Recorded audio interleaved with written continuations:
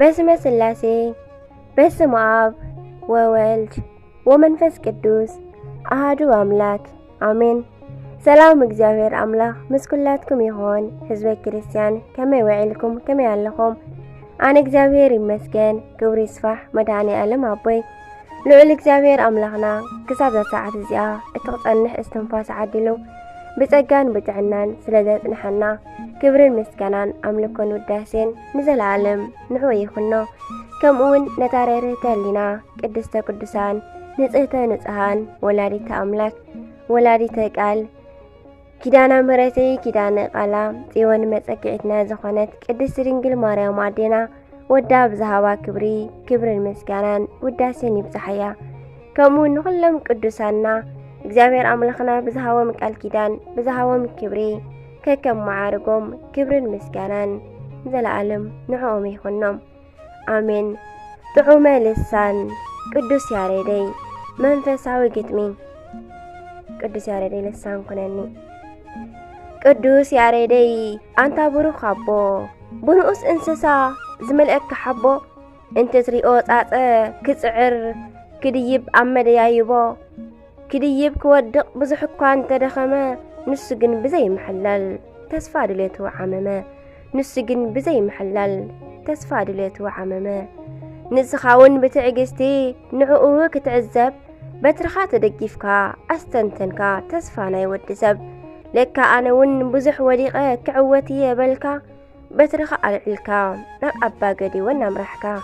ብትሕትና ይቕረበለለይ ኢልካ ንኣቦኻ ፈትኻ ብትሕትና ይቕረበለለይ ኢልካ ንኣቦኻ ፈትኻ ጐይታ ኣፍቂሩ ባረኸ ኣእምሮኻ ብሉይን ሓዲስን ኩሉ ገለጸልካ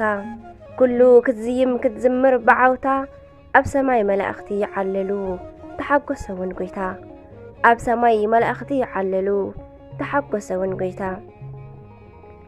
ካብ ቀደም ብህፃነይ ሰማዕክዎ ታሪኽካ ኩሉ ጊዜ ብኣኻይ ተስፎ ነበርኩ እንዳዘከርኩ ዛንታኻ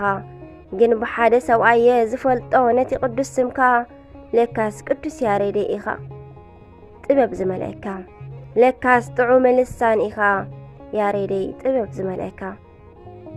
ወዲ ኣግኣዚተይ እዩኮ ጥዑም ዝልሳኑ ዝኸይድ ብፍቕሪ ኣምላኹ ኣሚኑ ናይ ብስጭት መንፈስ ብትሕትና ኣብኒኑ ኮይኑ ለሎሚ ናይ ኩሉ ዓለም መኣዝኑ ኮይኑ ለሎሚ ናይ ኩሉ ዓለም መኣዝኑ ብጐይትኡ ፍቑር ብመላእኽቲ ፍትዊ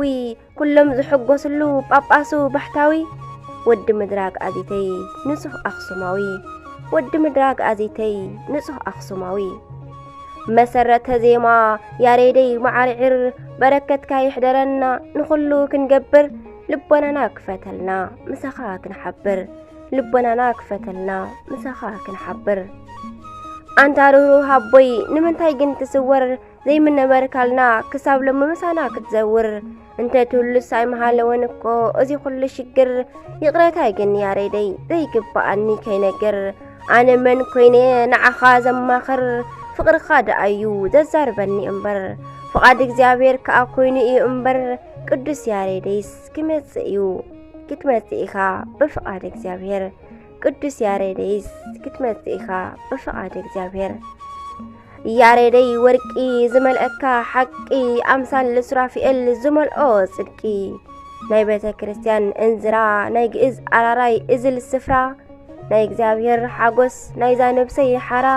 ናይ ድንግለይ አንቀጸ ብርሃን ናይ ጸላኢ ካራ ናይ ድንግለይ አንቀጸ ብርሃን ናይ ጸላኢ ካራ ካብ እግሩ ደምን ማይን ዝፈሰሰ ብጣዕሚ ዜማ ውዳሴ ጐይትኡ ዝሐጐሰ ምስ መላእኽቲ ሰማይ ኣብ ሰማይ ዝወደሰ ብይቕረታ መንገዲ ጽድቁ ዝሓፈሰ ብይቕረታ መንገዲ ጽድቁ ዝሓፈሰ ቅዱስ ያሬደይ ምኡዝ ተኽሊ ወይኒ ብኹሉ ነገርካስ ኣነስ ገሪሙኒ ንዓይ ዝንበሃም እውን አንደበት ሃበኒ ከመስግን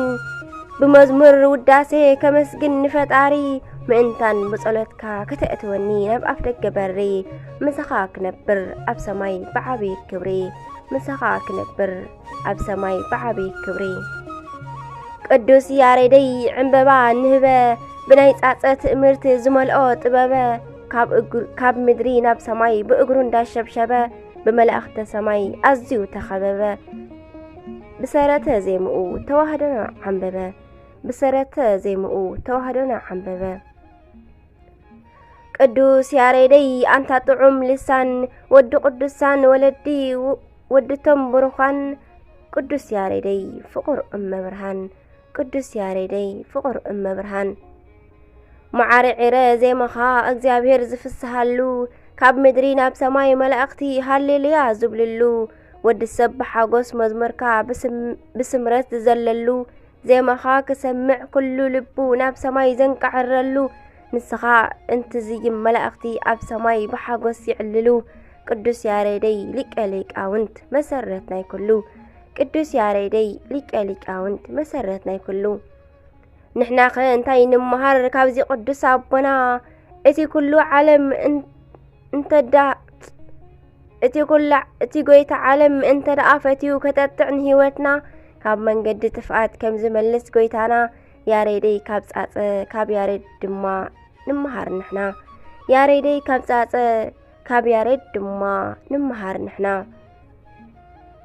ኣጅኹም የሕዋተይ ኣይትቑረፁ ተስፋ ናይ ጎይታ ውዕለት ብዙሕ ብዙሕ እዩ ኣልፋ ለዋህዩ ፈጣሪ ንባረቱ ዝገብረሎም ሓለፋ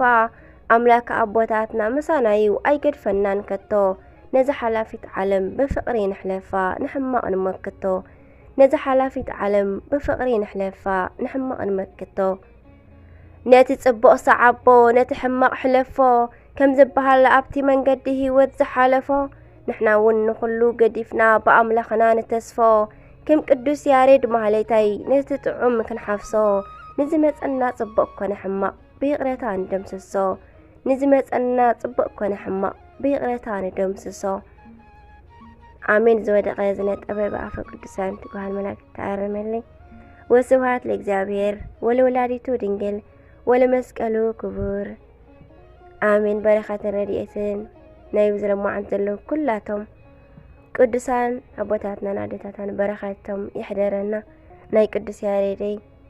ለውሃትን በረኸትን ይሕደረና ኣሜን።